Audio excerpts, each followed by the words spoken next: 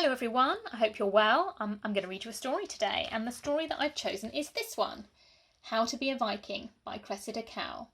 And I've chosen this book because I know that lots of you will have read or watched the films of the How to Train Your Dragon series.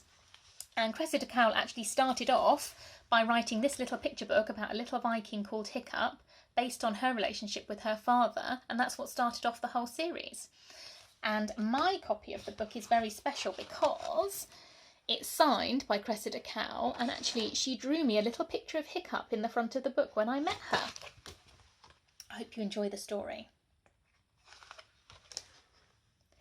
Long ago, in a fierce and frosty land, there lived a small and lonely Viking, and his name was Hiccup. Vikings were enormous roaring burglars with bristling moustaches who sailed all over the world and took whatever they wanted. Hiccup was tiny and thoughtful and polite. The other Viking children wouldn't let him join in their rough Viking games. Hiccup was frightened of spiders. He was frightened of thunder. He was frightened of sudden loud noises. But most of all, he was frightened of going to sea for the very first time. Next Tuesday. Hiccup wasn't sure that he was really a Viking at all. Hiccup's father was Stoic the Vast. Wherever Stoic walked, the ground trembled, flowers wilted, and bunnies fainted. He hadn't brushed his beard in 30 years. "Only girlies brush their beards," boomed Stoic the Vast. "Girlies don't have beards," Hiccup pointed out. But no one listened to him. And when Hiccup told his father he was frightened of going to sea, Stoic laughed his enormous Viking laugh until the salty tears ran down to his enormous hairy feet. "You can't be frightened, little Hiccup. Vikings don't get frightened." And he sang the Viking song. "I have blacked the 1,000 eyes of 1,000 angry gales. Watch me knock the cockles off the biggest, bluest whales. I have given walrus nightmares who thought that they were strong. I marooned a huge typhoon on an island off Hong Kong. O ancient prawny greenness, the never-ending sea. Mess with squirmy jellyfish, but do not mess with me." He patted Hiccup on the head and went off to do 300 press-ups before breakfast. "Oh, thought Hiccup, it all sounds very dangerous." So Hiccup went to see the oldest Viking of all, old Wrinkly himself, whose barnacled beard fell down to his toes. "Your saltiness," he whispered, for Hiccup had beautiful manners. "Do Vikings ever get frightened?" "Little grandson," wheezed old Wrinkly, and his breath was like being kissed by a mackerel. "I've been wondering about the answer to that question myself.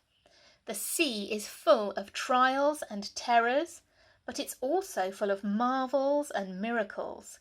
Go to sea and you can tell me if Vikings ever get frightened." So at 8:45 on a breezy Tuesday, Hiccup went to sea for the very first time. At 9:30, Hiccup was wishing that he hadn't eaten those 2 smallish haddock for breakfast. At 9:45, he was feeling very peculiar indeed, and at 10:30, he wished he was dead. "I feel seasick," he said to his father.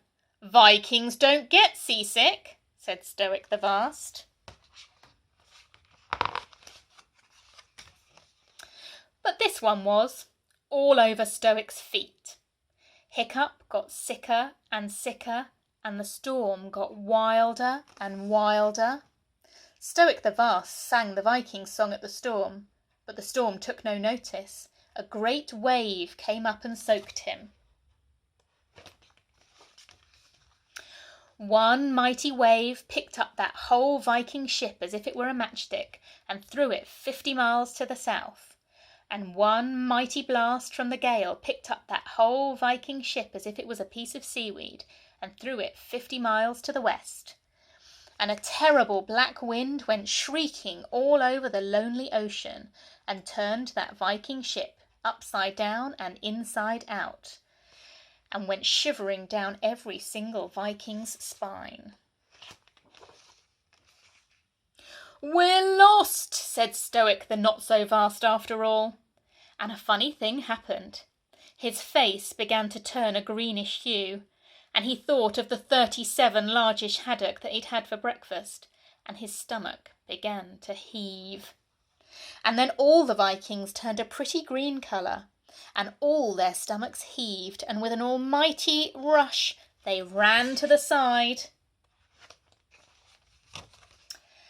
"Well, well," said Hiccup, "it appears that Vikings do get seasick." And immediately he began to feel better. "This direction!" shouted Hiccup. But the Vikings were too busy being seasick to steer the boat, so Hiccup began to take charge. And a funny thing happened. The more he steered, the better he felt. As he headed for home, the stormy wind filled the sails, and the boat skimmed over the ocean at 1,000 miles an hour. Out of the depths of the sea came shoals of flying fish and leaping dolphins and strange whales with horns like unicorns. There were eels that lit up like light bulbs, and nameless things with enormous eyes that no one had ever seen before, all following Hiccup the Viking as he steered that ship at tremendous speed towards home. "Nice breezy day," hummed Hiccup as he steered into the harbour. "So tell me," said old Wrinkly, and his old whelk eyes might have been twinkling, "do Vikings ever get frightened?" "Sometimes they do," said Stoic the Vast. "But they get over it," said Hiccup the Viking. "That's what makes them so brave." And you can see at the end there, he's changed his sign to say that actually sometimes Vikings do get seasick. I am sure you're all being very brave at home, just like Hiccup. Remember, being brave doesn't mean not feeling scared. It means feeling frightened and having a go anyway.